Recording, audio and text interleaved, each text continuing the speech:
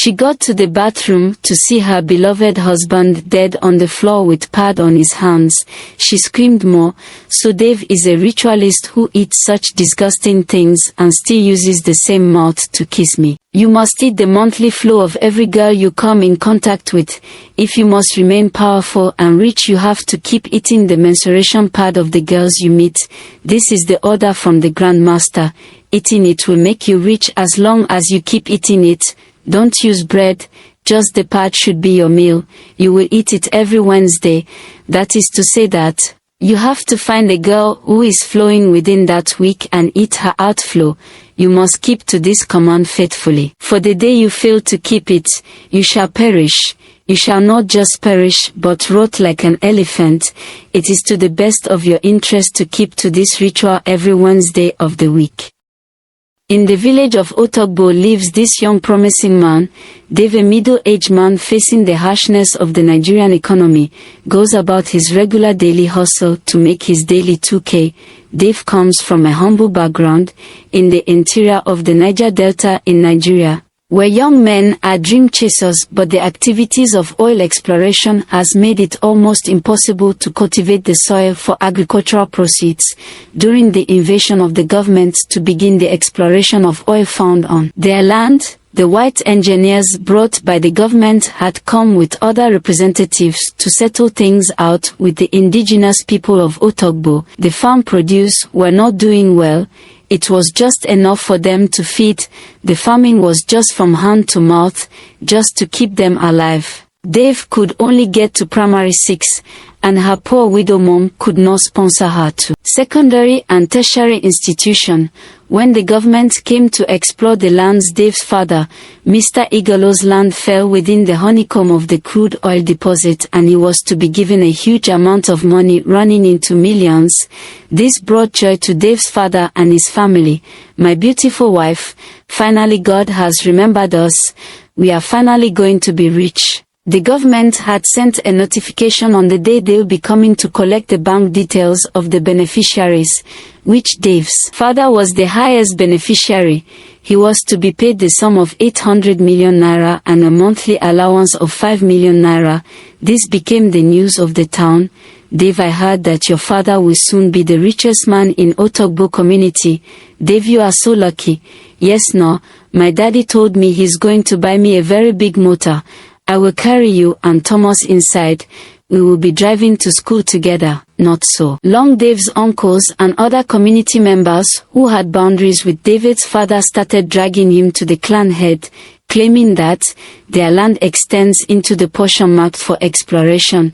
Prior to the meeting at the Igwe's palace, the people attempting to fight David's father, they went round the community and bribed the chiefs that will preside over the land judgment. Motsi Okoro, listen, this community land belongs to all of us. We all need to benefit from this government money. We are the ones to tell the government who owns the land. Look at Mr. Igolo, a small child that they gave birth to yesterday. He will come and collect the highest amount of money when we, the real owners of the land, will be paid stipends. Listen, it's now we need to wise up and take actions. Mr. Igolo will not eat that money alone. It's our community land. Or do you want to remain a poor man forever, while a nobody will become richer than you? Over my dead body, or have you forgotten that we share boundary with that same land? Who knows, maybe it was actually our land, because how will common Igalo have a piece of land in that kind of fertile ground? See, nothing will happen if we claim that land and the money. We are the real owners of this community. Tomorrow will be the deciding day at the Igwe's palace. I want you all to stand by me. When the money comes, I will give all of you 30 million naira each and 300,000 naira every month. It's our land, so we need to share it together. Motsi Okeke, we are in this together. I was even thinking of something like this. We are seriously behind you. It was the morning of the judgment day and all the chiefs were gathered in the palace. Igwe, if you trace our land boundary back to many years ago, my great-grandfather, brother, uncle, sister, child, told me that it was my great great-grandfather brother that gave that land to his own great-great-grandparents to farm when they had no food. Now he wants to claim my family land forever. Motsi Okeke stood up. Egui, I can remember vividly how my great-great-father used to tell me how his greatest grandmother auntie uncle used to help Motsi Okoro's great-grandparents during farming season in that land. I don't see anything wrong in Motsi Okoro saying that he wants his family land back. Just then Mr. Igolo, the rightful owner of the land, stood up to speak. All the chiefs plotting propaganda against him stood up shouting at him and confusing him. What do you know about that land? You just inherited it. You don't know the history of that land. Just shut up and listen. Nobody is dragging land with you. We just want to set things straight. The Igwe stood up. Listen, I will need to go and do some investigation by myself. You all should go back home. The Igwe made findings. After the meeting he met the oldest men in the community and they all said the land belongs to Mr. Igolo's family right from inception. On the next meeting, the Igwe ruled in favor of Mr. Igolo. The whole community were happy because they knew that the other chiefs were merely on a mission to claim the land of the poor man because of the crude oil found there. It wasn't long after the judgment that the chiefs gathered again. Listen, we have to eliminate that useless man. The sky will not fall. After all, he's not the first person we have sent down 6 feet. Have you all forgotten how powerful and fearful we are in this community? Have you forgotten the number of people we've sent down? I think that stupid Mr. Igolo should be next. That evening they delegated one of them, Motsi Okoro, to go and plant charm on Mr. Igolo's corridor. He woke up that morning, unknowingly. He stepped on it and fell to the ground. He was rushed to the Abo home. He was receiving treatment. It gradually resulted to stroke. David's father, Mr. Igolo, died 1 month to the payment of the money. He was buried because he started smelling almost immediately after he died. He was painfully buried and everyone moved on with pain and fear because everyone knew the reason he died suddenly. Villagers would just gossip about it and secretly throw accusations.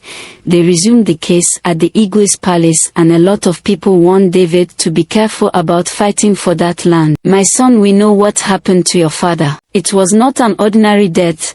People are fighting him because of that land. If you choose to stand and fight, it will be very risky. Your life matters a lot. Those evil people in this land are not ready to give up. It's better you use your head. Don't let anybody waste your life because of land. I'm advising as an elder. I see what has happened, what is happening, and what is going to happen. That is why I've called you here to speak with you, my son. I pray the gods protect you, but you need to protect yourself first. Dave went to the palace on Judgment Day. Just before the king could resume the case, Dave stood up with tears in his eyes. Good evening, my people. I greet you all. To not bore you all with plenty talks, we are all gathered here to decide the fate of the land the government is interested in. The last judgment was in favor of my family, which everyone knows, but things turned around and that is why we are here again. I wouldn't want this case to continue as we are certain of what will follow next. It is to my interest and for the sake of peace that I want to state that I and my family are taking our hands off that piece of land. Henceforth I seek for peace among us. Thank you, Your Highness. The evil chiefs were so happy after David's speech of letting go the honeycomb land. Motsi, I told you that leave this case for me. This is a small thing to handle. I thought we would kill like up to 5 people. It wasn't that hard like I thought. The last land we won, we killed at least 5 people, but that small boy David is wise. He will live long. At least he has saved us the stress of another burial, but we would have enjoyed some palm wine during his burial. Anyways, he tried. Let's wait for our millions of naira from next month. They sat every evening enjoying their palm wine with push meat. Their discussion was basically how they will enjoy the money, carrying different small girls in the village and drinking palm wine, after which they would drive the girls to a nearby hotel and cool down the evening. We have finally become the money holders of this community. Very soon we will be given plenty chieftaincy titles. The payday had come and the government representatives came to award the relief money to the beneficiaries. The chiefs wore their best dresses. Finally, the government representatives arrived with heavy briefcases. The chief sat with great hopes in anticipation of becoming the next rich man in the couple of hours. Good morning, the good people of Otobo. We have come to fulfill our own part of the contract. Without waste of time, we will be calling out the beneficiaries according to their percentage. First is Mr. Egolo. Mr. Egolo, please come out. The king stepped forward to address them. Well, after your last visit, there've been a ton of activities and ownership of the land. We have lost Mr. Egolo to the cold hands of death, and the said land was finally traced to the ancestral owners. We are sorry for the inconveniences. We should have informed you before now. Motsi Okeke is now the rightful beneficiary of that piece of land. Well, your majesty, we are sorry, but as it stands now, we have paid all the monies to the accounts we collected on our last visit. We gave you and everyone enough time to sort out the rightful owners of the land before our last visit. We have paid the millions of naira to the account number given to us by late Mr. Egolo. We only came here for documentation. On the absence of Mr. Egolo, we want to request that his next of kin should follow us to Abuja for proper documentation, as the money has been paid into the account and he alone has the right to withdraw from the account. After the final address, they didn't allow further explanations and deliberation. The representative left almost immediately.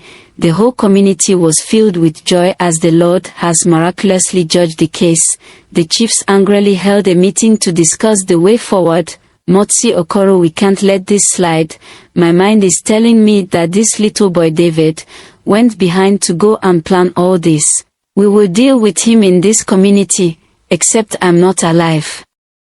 They started making plans on how to get the money from David.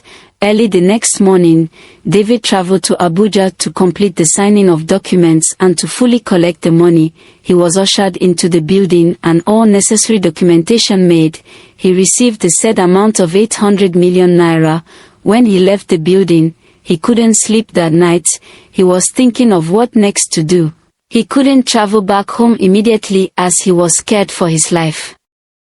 Dave decided to start life afresh in the city of Abuja, as he was certain about his safety if he goes back to the village. 1 month after David traveled, he hasn't come back. Does that mean that boy collected the money and decided to travel abroad or base in Abuja? Wherever he is, we will find him and collect our money.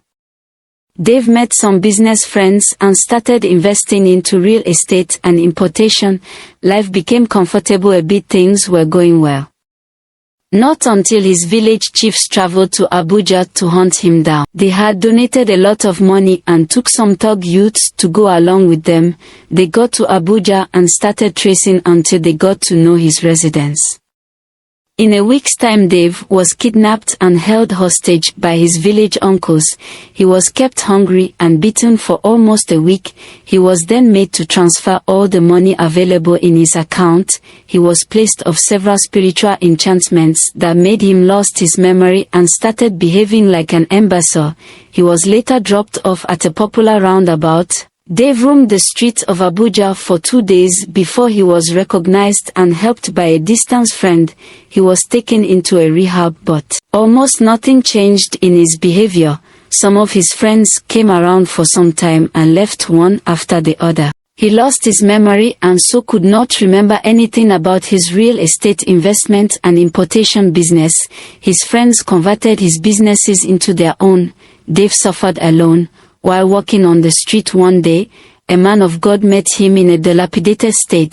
He saw some strange things around Dave and decided to pray for him. Young man, I can see the spirit of madness possessing you. You are not mad medically, but someone somewhere is controlling you spiritually. But today the God is serve will heal you permanently. He started praying for Dave passionately for about an hour. People stood there watching the man of God. He prayed until Dave fell unconscious to death. After the prayers, David became sober. The man of God was in a hurry, so he dropped an invitation card inviting David to worship in his church on Sunday. Dave collected the card and sat there trying to remember how he got to the roundabout. Why am I looking so dirty? Why are people looking at me like this? What happened to me? My money, yes, my money. My business and investments. He sat down and tried to remember his house address. Thanks to God, he could remember that. He rushed to his house. Dave met the shocker of his life when he met total strangers living in his house, a family of 5. He approached the man who seems to be the man of the house. "Hello, good evening, sir. My name is Dave. I don't mean to sound stupid, but I just want to know how you got to stay in this house, because this is my house. I think I have been away for some time due to medical emergencies." "Mr. Dave, we have been living in this house for the past 8 months. My name is Dr. Williams. Sometime like 8 months ago, I purchased this house from a real estate agent. I really don't know you as the owner of the house. I think I have the papers to this house as the rightful owner. If you have any more questions, please do well to contact Moranetis Apartments. That is the real estate company that legally sold the house to me." I left. While walking down the streets, I tried remembering. Yes, Moranetis Apartments is one of the real estate owned by my very close friend who introduced me to real estate business when I first came to Abuja. How could he sell my house? So John sold my house when I needed mental attention, instead of helping me out. He abandoned me but rushed to sell out my property. I remembered his office address. I trekked for 3 hours before getting to his office. He was surprised when he saw me, but he pretended not to recognize me. "Hello, young man. Welcome to Moranetis Apartments. How can we help you? Who are you looking for?" "John, you trying to tell me you don't know me, right? After selling out my house, I'm highly disappointed in you. How could you do such a thing? I needed medical attention or at least care, but you choose to abandon in the streets and sell my house. What about my shares with your company? What about other landed properties I entrusted into your care to manage?" "Well, young man, seems you are in the wrong address. I have no idea about what you are talking about. You can't just walk into an office and start saying whatever comes to your mouth. Please, I'll advise you to leave or I call the security on you." "John, stop pretending you don't know me." "Young man, I don't know you, and beside, where is your evidence that you and I have any transaction or any form of agreement? Please leave my office." He called the security and they pushed John outside. Where he sat, he cried his eyes out in the dark of the night. He tried to survive for some weeks without a skill, no job, no business, and no one to fall back to. He sat down one evening, when he remembered one of his friends, Alhaji Dantala. He visited Alhaji Dantala to beg him for help. Alhaji recognized him the moment he entered. "Dafed, where have you been all this while?" "Alhaji, it's a long story. Please, what I need now is help. Please help me. I've lost everything." "Dave, you are a very good person. I will help you, but it's something I doubt if you can do." "Alhaji, don't worry. At this point, I can do anything to survive." Alhaji took David to a dark spiritualist. Dave was scared but have no option. They got there. Alhaji introduced Dave to the native doctor and told him why they came. "My son, you are welcome." He did some incantations and brought out some white item from a clay pot. Then gave him everything, the mandatory task you must take before having money and sustaining. You must eat the monthly flow of every girl you come in contact with. If you must remain powerful and rich, you have to keep eating the menstruation pad of the girls you meet. This is the order from the Grand Master. Eating it will make you rich as long as you keep eating it. Don't use bread, just the pad should be your meal. You will eat it every Wednesday. That is to say that you have to find a girl who is flowing within that week and eat her outflow. You must keep to this command faithfully. For the day you fail to keep it, you shall perish. You shall not just perish, but rot like an elephant. It is to the best of your interest to keep to this ritual every Wednesday of the week. He collected the items and left. He sat down there thinking about what this man is saying and how possible it would be to eat such a disgusting things. I don't like the sight of blood, how much more to bring it close to my mouth. From observation, you heard it smells bad too.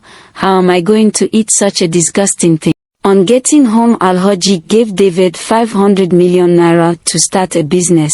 Take this money, the great Ulumolu instructed me to give you. Just keep to the ritual and you will remain and also grow rich. Remember, your first sacrifice is starting in 7 days from today. You must eat the pad of a young lady. Dave got a house, a car, and some very nice clothes. Life became sweet again. But the thought of eating such a disgusting thing has removed smile from his face. He needs to hustle someone who is due for her monthly flow and try to convince her. One evening within the week, while he was driving home, he picked up a street girl who does hookup business. After they were done with the business of the day, he summoned courage and told her he's ready to buy her waste monthly item for 1 million naira.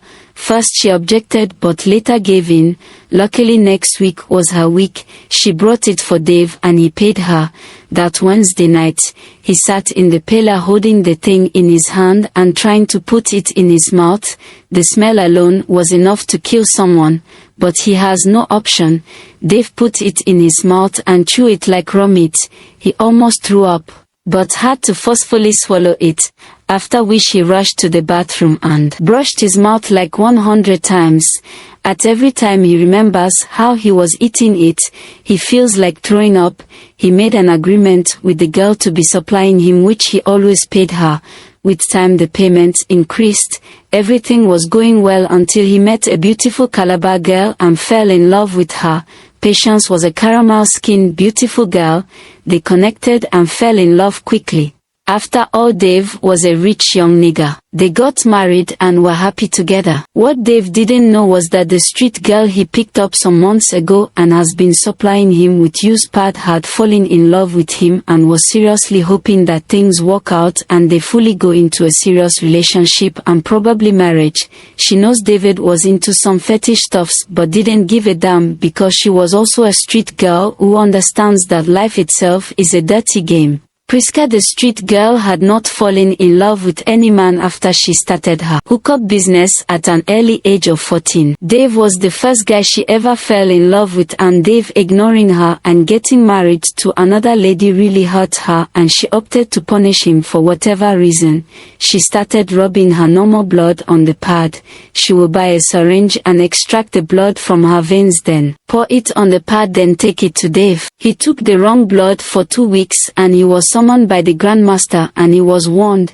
He came back and he grew angry with Priska for almost killing him. She became furious and opened up to him how much she loved him. Dave couldn't do anything because Priska has been the one making the ritual easier for him. He had no option than to start having a romantic affair with her. Priska became a side chick. Things continued until she started making trouble for Dave to legally marry her. I can't be providing you with what you need, then you treat me like a nobody. It's either you marry me or I stop supplying. Dave loved his wife so much and wouldn't want to put her through such pain. Listen, Priska, I really appreciate how far we have come together. It was a mutual benefit, but you trying to put it to me as if it's some kind of favor. I can't marry you under duress. It's either we continue our business relationship or you stop. I believe if I talk to my wife, she will happily do it. Priska was pissed as she sat alone thinking of what next to do. This guy just wants to use and dump me, right? I will teach him a lesson. Priska resorted to continue using the blood from her veins. Yes, that will work since it affected him the last time. Priska started supplying her with fake pads. Dave fed on the fake pads for a month. One of the days, while he was eating his usual meal, the Grandmaster appeared. David, you have chosen to be stubborn and have continually failed to keep to the practice. Today no remedy for your sins. You have been feeding on regular red substances, not the natural ones on pad. Like the one you are holding is the fake you want to deceive me. At that instant the Grandmaster struck him dead. His wife ran after hearing the scream of his husband. She got to the bathroom to see her beloved husband dead on the floor with pad on his hands. She screamed more. So Dave is a ritualist who eats such disgusting things and still uses the same mouth to kiss me.